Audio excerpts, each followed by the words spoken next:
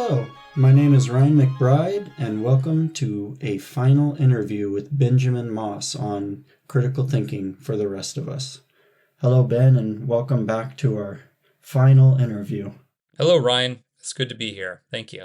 The past lectures that we gave were on theories of truth, on critical thinking in science, and critical thinking in everyday life. So as the formula goes, I'm going to ask you a few questions about these various topics to make sure that you're able to add as much content as you want as we, wrap up this series that we've been working on for quite a while. The first question I just want to ask you out the gate is if there's anything you want to add to your remarks that you had written on theories of truth in critical thinking.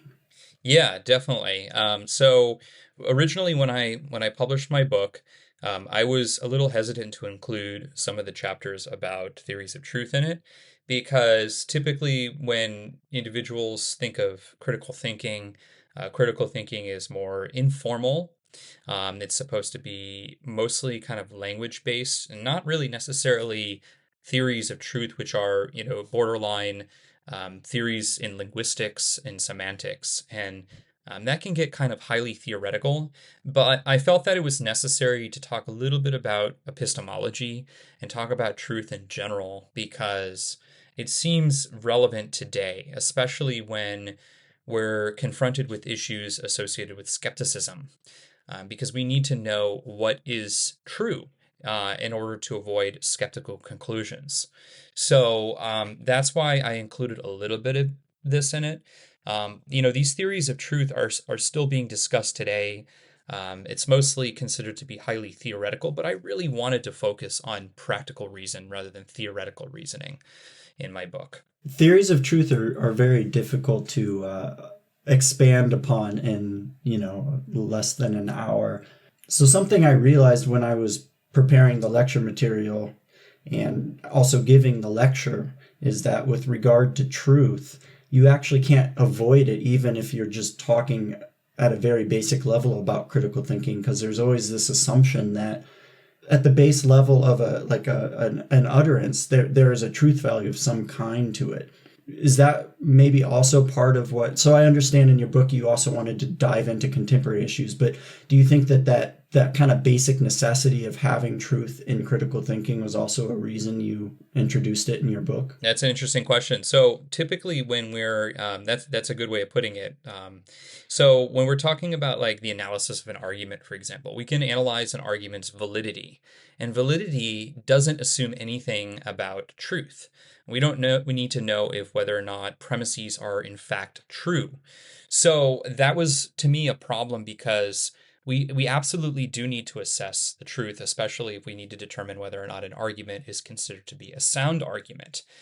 This is really an essential skill, but I don't think that, especially in like an introduction to critical thinking, that oftentimes undergraduates will take, they're not really familiar with how to determine whether or not propositions are in fact true. So that's why I felt that it was necessary because I think of this as kind of an expansion of their critical thinking and their analytical reasoning skills. And so being familiar with something as simple as like, the correspondence theory of truth is essential, I think, for determining whether or not a proposition is in fact true. And it gives some kind of theoretical grounding for kind of this project of understanding whether or not premises are true or not. And I think, intuitively, when a student takes this course and they assess something like, a statement, they can determine whether or not that the proposition that the statement is expressing is true intuitively. But I think that, I think this is epistemic in nature, and it really requires kind of that theoretical grounding. Do you have, just for fun, do you have a guess which theory of truth the majority of your students probably fall into by default? Maybe not, of course, consciously, but That's an interesting question. I don't know. That's an empirical statement, so it's not clear exactly. But let's just guess here. So maybe most people think that the correspondence theory of truth is probably the most intuitive one, because it often is relevant to like verification. For instance, if you want to know something is true, like if the cat is on the cat is actually on the mat, and you can verify that, and that can be empirically verifiable, for example. It gets a little problematic with respect to like a priori claims, like mathematical truths, because they themselves do not correspond to anything in the world necessarily.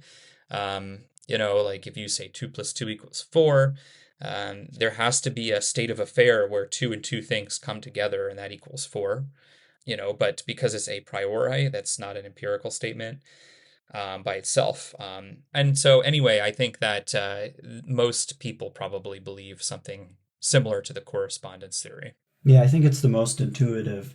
And you just reminded me as well an issue that I immediately came into when lecturing with respect to correspondence theory of truth is that sometimes I know there's an answer or a solution for this, but sometimes empirical data actually conflicts. And so it seems that you have a contradiction. For example, the sentence, the sky is blue, is true and it's also false depending on the time, location, et cetera, et cetera. And so if you just look at that proposition, it seems to have both truth values, but I don't know if you have a solution to that, if you can fire off real quick. But it came across my mind as I was lecturing, and I was like, oh no, I'm not going to be able to adjust this. Well, yeah, this is in analytic philosophy, this is a problem associated with what's called indexicality. Indexicals are basically temporal parameters. So when you utter a certain sentence, this is not necessarily associated with semantics per se, but it's mostly associated with pragmatics in speech. So we need to know the context when we say something. And so when we say the sky is blue, it really depends, like you said, on the time, it depends on the circumstance. So we might say that all those properties are associated with a state of affair, and those are indexicals. They basically are time relevant temporal parameters, basically. That's really helpful. I knew there was a solution, and it's been a while since I've done epistemology or truth or logic and all that as well. So I'm was asking maybe even just for myself, but yeah, thank you for that. So next question though. So one of the important tenets, I believe, with respect to critical thinking in science and with the scientific method in general, is the idea of falsifiability. And you've got thoughts on this that I actually wasn't able to articulate in the lecture. So I wanted to give you an opportunity to speak about falsifiability, what it is, how it pertains to science, etc. Sure. So Karl Popper, the philosopher, is well known for his theories in philosophy of science. And falsifiability is a really interesting kind of discussion because Karl Popper thought that there was a clear distinction between science and pseudoscience. And he thought that scientific theories are falsifiable, whereas pseudoscientific theories are not falsifiable. And what that means basically is that when I say falsifiable, it's basically that a theory can be proven false. Okay? It doesn't mean that the theory is in fact false, but that it can be proven false. In other words, if theories are supposed to have explanatory power, right? They're supposed to cover an explanation for a given phenomena. But for Popper, he thought that there needs to be one instance in which a theory could, in fact, be disproven. For example, the theory of evolution, right, is a theory, but it hasn't been proven false. However, there has to be another kind of way that it could be proven false. For example, theory of evolution through natural selection suggests something like that organisms evolve over time, over millions of years. And this occurs in an environment where certain kinds of traits are selected for. Those phenotypes or traits, for example, prove that organisms have a certain kind of evolutionary fitness. However, there needs to be a possibility that that theory could, in fact, be proven false. For example, there might be a better way to explain rather than a theory of evolution through natural selection. Some scientists today are debating whether or not sexual selection is in fact a competing theory or part of natural selection because through sexual selection, behavioral traits then are selected for in an organism. And so it's not completely explained by natural selection. That doesn't disprove it, but at least it has to be a theory that can, in fact, be proven false. Let me give you an example of a pseudoscientific theory. So there are a couple of theories that Karl Popper was interested in. One is something like Freudian psychoanalysis. Karl Popper thought that Freudian psychoanalysis was pseudoscientific because it can explain a large variety of phenomena, namely, mental phenomena that can be kind of given almost like an ad hoc explanation. So, for example, if somebody is experiencing what Freud would describe as like a psychic conflict, then there's of course going to be some kind of subconscious explanation for that, right? But that subconscious explanation can explain almost anything a patient is experiencing. And for Popper, that's deeply problematic because you can't really disprove that. You can't, for example, say like, um, let's see, Freud might think that somebody is experiencing some kind of unhappiness in a family relationship, maybe with somebody, or jealousy. And Freud might devise some kind of, I don't know, theory about this. But that doesn't really have explanatory power that goes above and beyond. And you can't really disprove that. So, one way to put this is it seems like these explanations are really ad hoc. They kind of explain phenomena after the fact. And that's problematic. Let me just give one example to hit this home. And one thing is like crystal ball reading. Clearly pseudoscientific. It's not based on any science at all. And the problem with crystal ball reading is, so let me just give you an example. Somebody, is looking at a crystal ball and they say, "Oh, I see some signs that your future is in danger." Exactly how you interpret that is open to question, right? It's open to interpretation. I mean, that could mean anything, really. Something in your future is dangerous. Now, how can you disprove that, right? Well, you have a great future. You have a good day, everything's fine. Well, your future hasn't happened yet, so your future could still be in danger. So you can see how something like that can't be disproven, and that's why it's considered, pseudoscientific. It can't be disproven, and that's a really important criterion. The criterion of falsification is essential for a scientific theory. So, how do scientists or critical thinkers embed the concept or the quality of falsifiability into their thinking or into their theories? Yeah, that's a good way of putting it. Like, how is this like related to critical thinking? Well, I think that we need to be skeptical of possible scientific claims that are made, because we need to evaluate the methodology, the methodology in which scientists are operating. Because oftentimes, there are still, unfortunately, still scientific theories today that, are borderline pseudoscientific in some cases, or maybe even completely classified as pseudoscience. And this is especially problematic I see this a lot on social media, right? Where a doctor is making a certain claim, but, once you evaluate the methodology in which they're testing, or creating a theory, it may be that they're not operating within a scientific paradigm, but rather that they're just simply creating a pseudoscientific theory that has a lot of explanatory power. Yeah, and so I'm guessing then that when it comes to packing scientific theories with the possibility of being falsifiable, that maybe that's why there's such a focus on physicality, on experimentation, on physical data. Interesting. So I think a lot of that has to do with well, really kind of throughout the history of science, starting with like the Enlightenment and really the scientific revolution that occurred during that time, and then kind of the empiricist driven programs, and then, logical positivism, influencing scientific thought as well.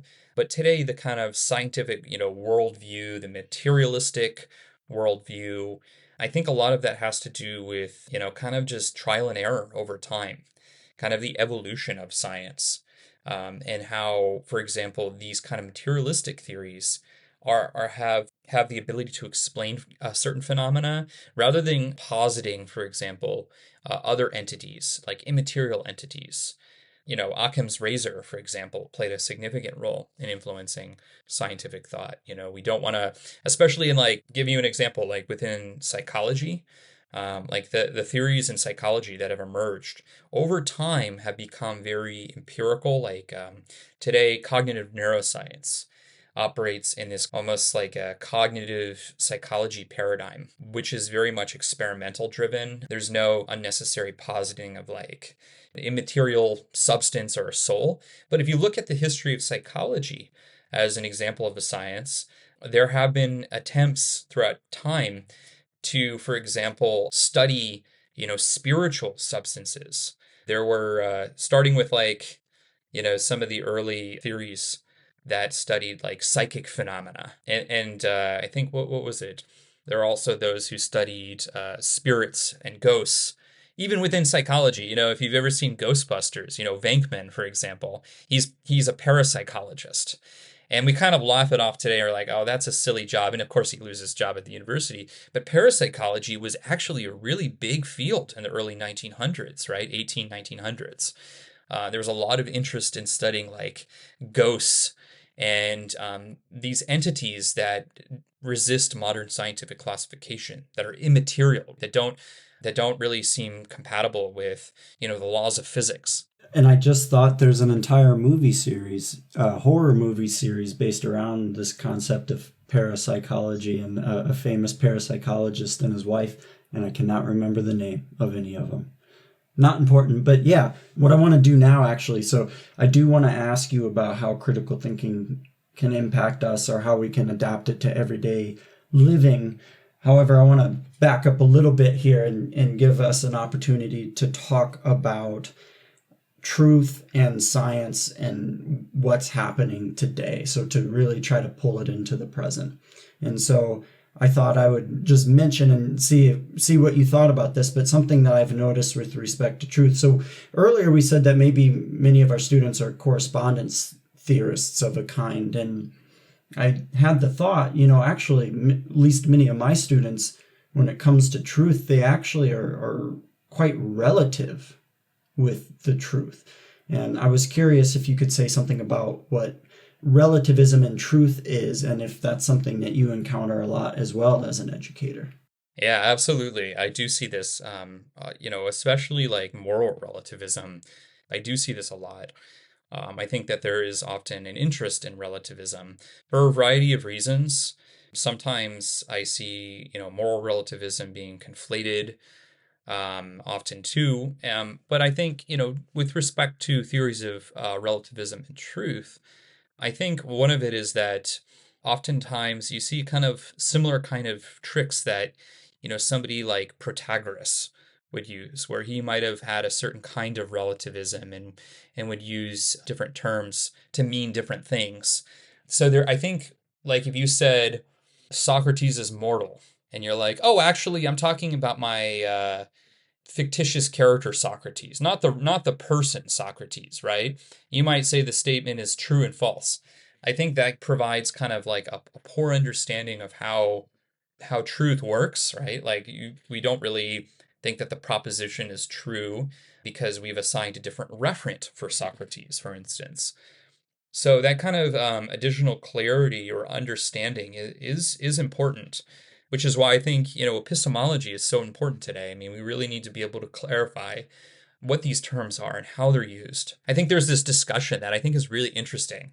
Some people want to talk about it as like the postmodern kind of threat to truth, where there are those in today, especially in discourse online, you see it a lot where individuals, for example, will reject discussions about the truth, where they don't want to talk about whether or not certain statements are true, or simply avoid talking about it, or truth is relative.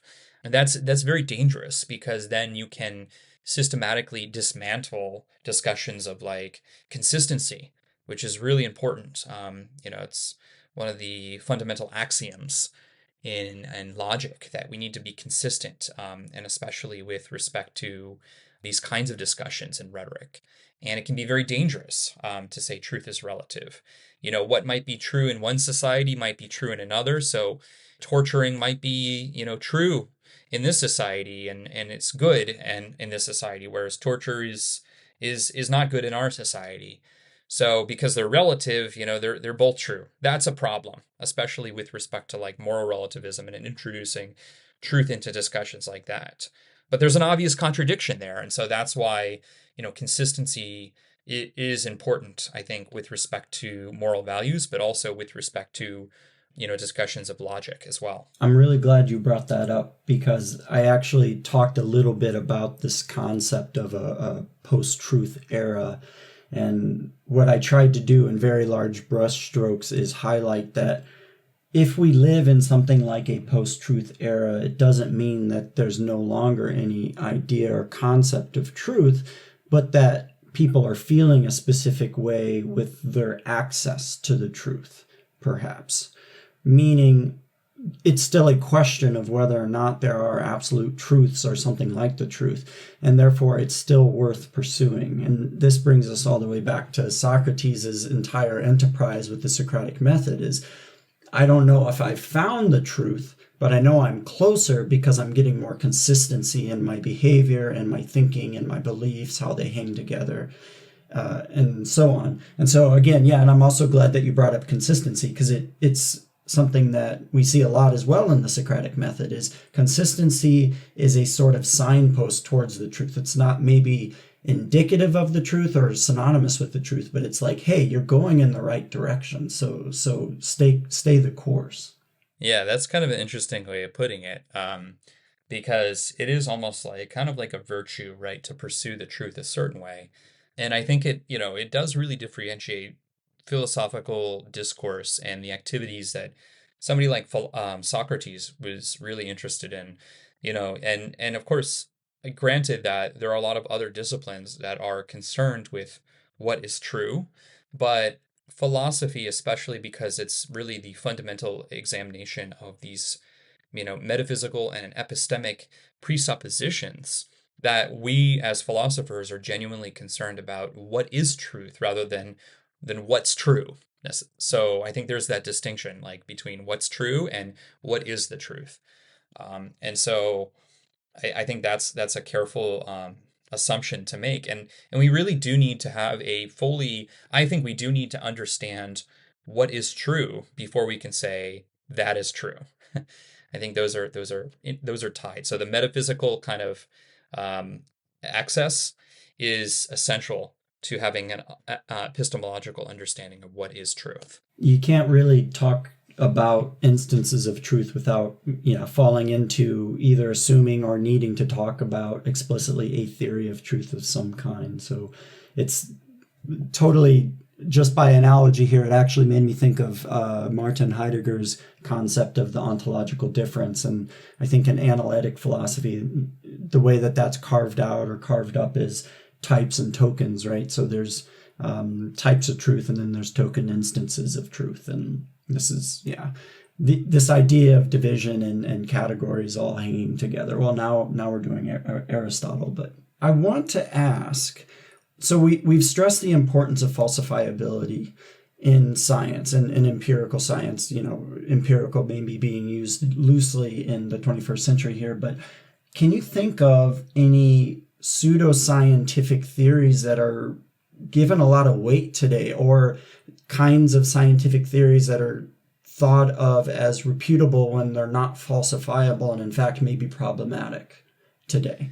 Yeah, that's an interesting question. I think that within psychology today, in particular, let's just, we were talking about that.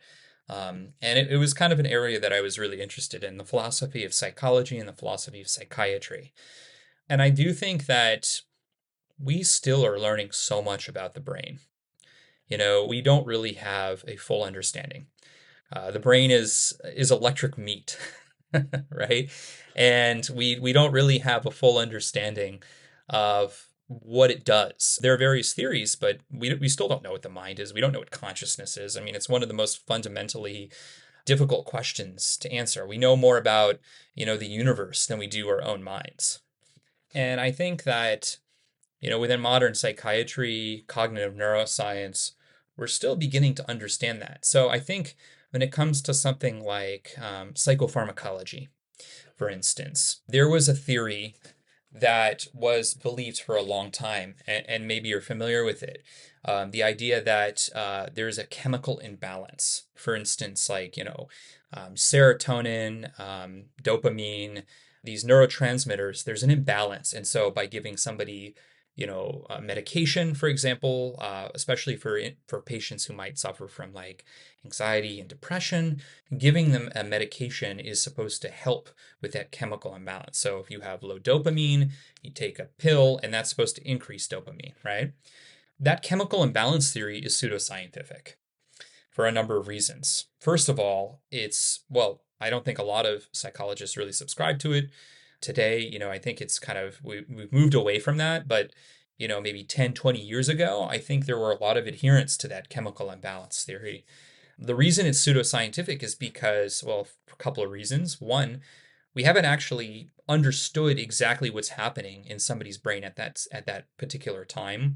There are, MRI tools, there are CAT scan, PET scan, right? There are different kinds of brain scans that have been conducted, but to see how all of this neuroactivity is happening, it's highly complex. I mean, this is a certain kind of like reductionist theory of human behavior, and that has a lot of metaphysical problems in itself, right? Like reducing somebody's behavior to, neuroscience, has a lot of philosophical problems, right? I mean, physicalists, trying to reduce pain to firebring, that's a really big problem within philosophy. But also, it's not exactly clear how that works. I mean, there are a whole host of other. What if you're working a dead end job and you're really unhappy and you're miserable, and you're told to just go and take this pill, it's going to make you happy. Well, the environment is playing a causal role in your kind of mood and your behavioral state, and that's really being ignored in that reductionist kind of view. So there are a lot of causes. There are behavioral causes, environment, social causes, et cetera, et cetera, et cetera. But those are all kind of empirical claims to make, that are based on these kind of hidden philosophical assumptions like reductionism or physicalism, and those are problematic. Awesome. Yeah, I'm really glad that you laid out some of the problems and the reasoning behind that as well, because it's definitely it's a big theory to tackle. I think you did a really good job. I actually hadn't heard before that uh, the chemical imbalance theory has been problematized, but it actually makes perfect sense. And like you actually connected it in my head with like some of the research I was doing in my master's degree, and I was like, oh yeah, those criticisms they totally work. I'm surprised I hadn't thought of that before. But I mean, even wonder, right? Like, how do you even like measure the number of neurotransmitters again if they're countable kinds of things, and then how do you reproduce it and all this, right? Yeah, and that is a big problem, I think, today with trying to understand how the mind works. I mean, certainly, I'm not suggesting, just a disclaimer here, like if you were prescribed medication for something, I'm not suggesting that you stop taking it, because that is not what I'm suggesting at all. What I'm saying here is that, by the way, medication for mental illnesses works very effectively. And this has been empirical, and that is not what is pseudoscientific, but rather the theory of this chemical imbalance that is causing a certain kind of phenomenology is deeply problematic, because there are a whole host of other causes. Medication can work very effectively at treating patients, for example, who suffer depression. But there are also other kinds of therapies, including like talk therapy, that are important here. But I think the problem really is this notion that we have this very clear-cut, simplistic, highly reductionist understanding of the mind, that there is a neuron and it's just simply not getting enough chemicals. That is pseudoscientific. I think the brain, the way we understand it today, is incredibly complex, and even neuroscientists are not fully understanding how it works. There are a variety of techniques that neuroscientists use to understand how the brain works. And, what is pseudoscientific, I think, that is problematic today is often this oversimplistic reductionist explanation of behavior by simply pinpointing a specific localized area of the mind. To me, that's committing a fallacy, right? That's suggesting that something small is, representative of something larger, which is a problem. I think it's called the fallacy of compositionality in particular. Yeah, so to put it another way, is that the statements the mind and the brain, or excuse me, the statement the mind and the brain are equivalent is false. That's the idea. It's not a one-to-one relation, and even if it's a many-to-one relationship, it's not clear how that relationship hangs together, or if, this has been problematized by philosophers like Christian List in the philosophy of mind and philosophy of science, and it's really exciting, but it's also really frustrating because we can think a little bit here about, well, what's the value of the chemical imbalance theory of the brain, right? And it's pragmatic. It's maybe a pragmatic truth because there is a kind of use value of using this framework, as in, oh, now the patient will take medicine and the medicine does in fact help, and that's good. So yeah, it's good to very clearly qualify all these pieces because, yeah, again, people can hear it and then run away with it, but it's really nuanced, right? It's really dangerous. It's hard to talk about. Yeah, I mean, it's like, the brain is a black box. We don't really know what's happening completely, but if you can give somebody medication and it works, then it's pragmatic, right? It basically is known to be effective insofar that it can treat certain behavioral problems. That isn't to say that we understand exactly why that's happening in that black box, but that it can be effective in certain ways. Maybe it's just simply the placebo effect. Maybe the placebo effect can be influencing, or maybe in a double-blind study, if that medication has been shown to be effective, maybe there's something else going on.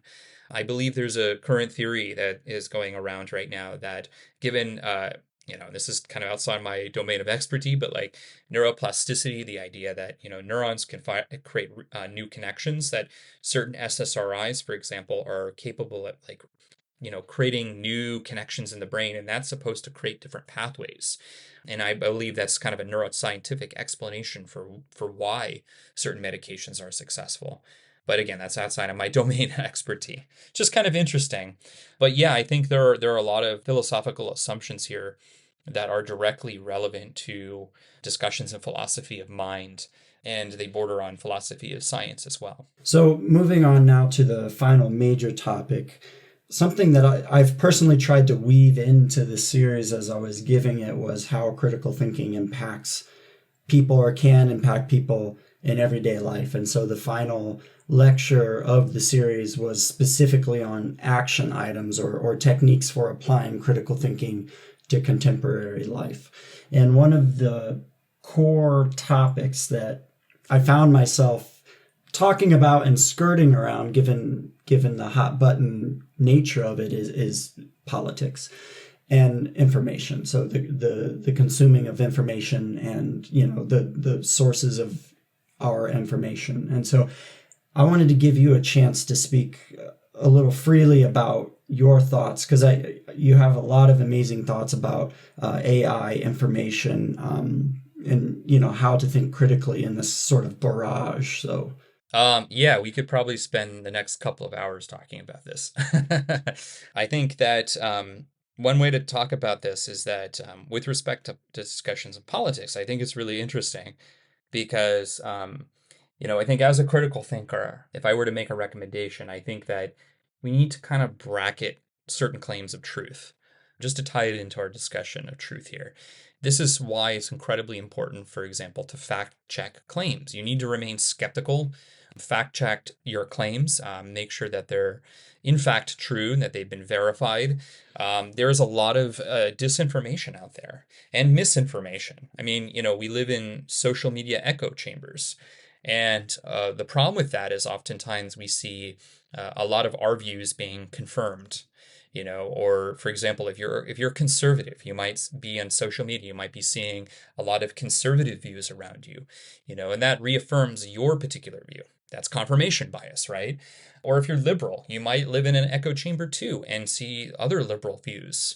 And so I think that we need to be mindful of the fact that There is so much information around us right now that our our tool and our antidote to misinformation and disinformation is critical thinking. And that is something that we, only us, are capable of controlling. You know, all the information that we understand and interpret comes through our own mind. And it's really important to make sure that we are mindful and bracketing that information. Kind of bracketing means, you know, comes from one of the great philosophers, Husserl. What we need to do is kind of put that aside for a second and then analyze that.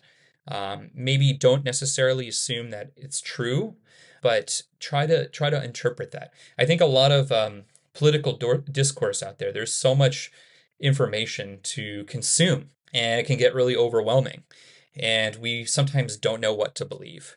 So I think we need to be mindful of that. I do like the Stoics' perspectives too. I think that they had a lot of wisdom to share with today, especially with respect to modern discussions in politics, because we can get overwhelmed. It can cause us anxiety. That's all. That's a separate issue.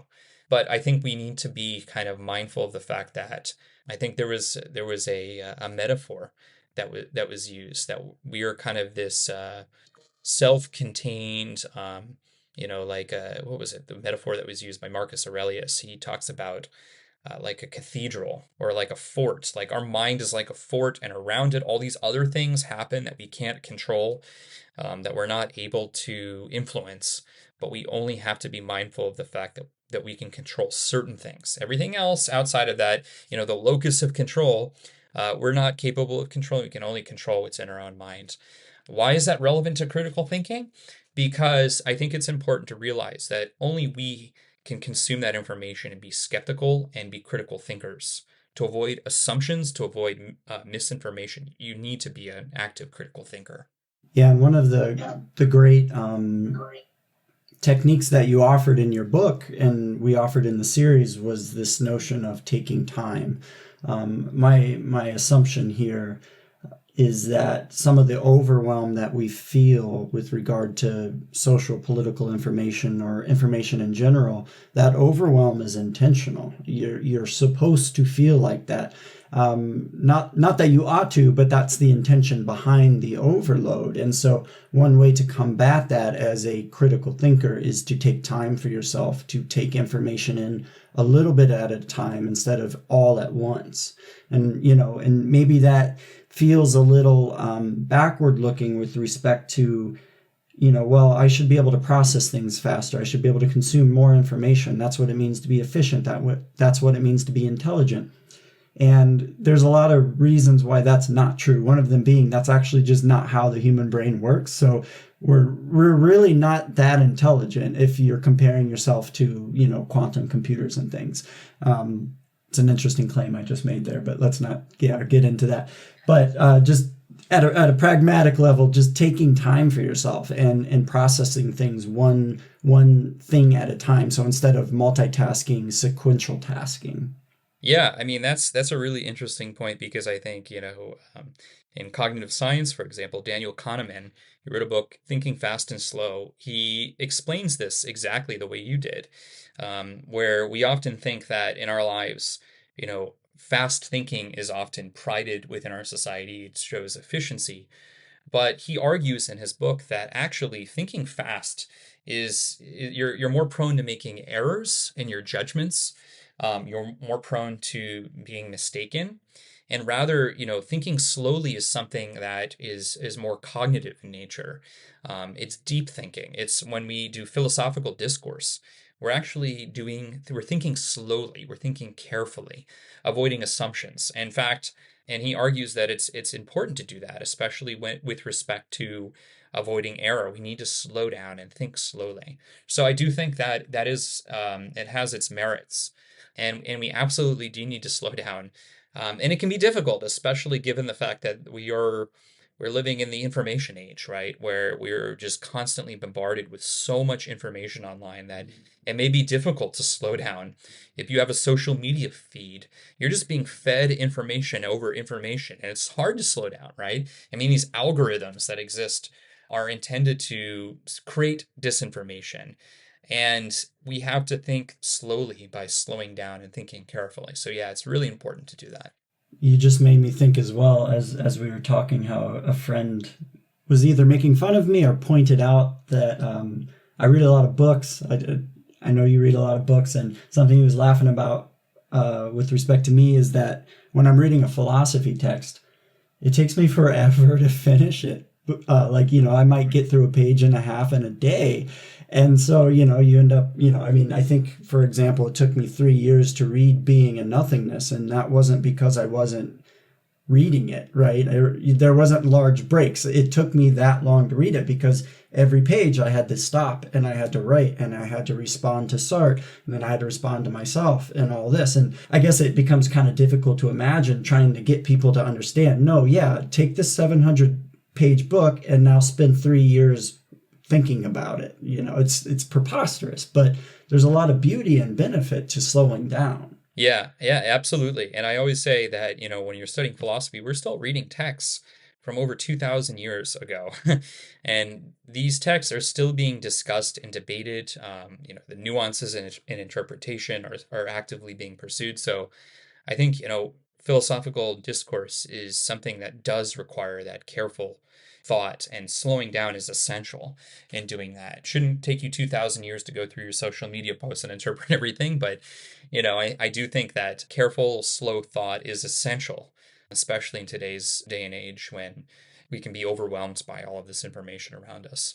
And also consider your information diet. So maybe social media, you don't actually need to spend that much time consuming it at all. And that doesn't mean that you should go out and read Being and Nothingness. This is probably not the right thing for you to do, but be more selective and picky about the things that come into your mind. Like you said, the idea of the inner citadel, right, is when information comes into your citadel, really ask yourself, because it's within your control, do you want that information there? Yes or no? Yeah, absolutely. I like that. The social media diet. I think we have to be aware that we're just constantly consuming information, and we do need to kind of consume a little bit over time. Maybe not at all would be beneficial if we could. But I think it's hard to avoid that in today's world. Unfortunately, there's so much information that we're learning around all about the world around us. Yeah, which kind of calls in the need for maybe a revamping or an introduction of some kind of ethics of information or something like, well, okay, so this is here to stay. This is the technological change that we live in. What do we do? We can't strip it back.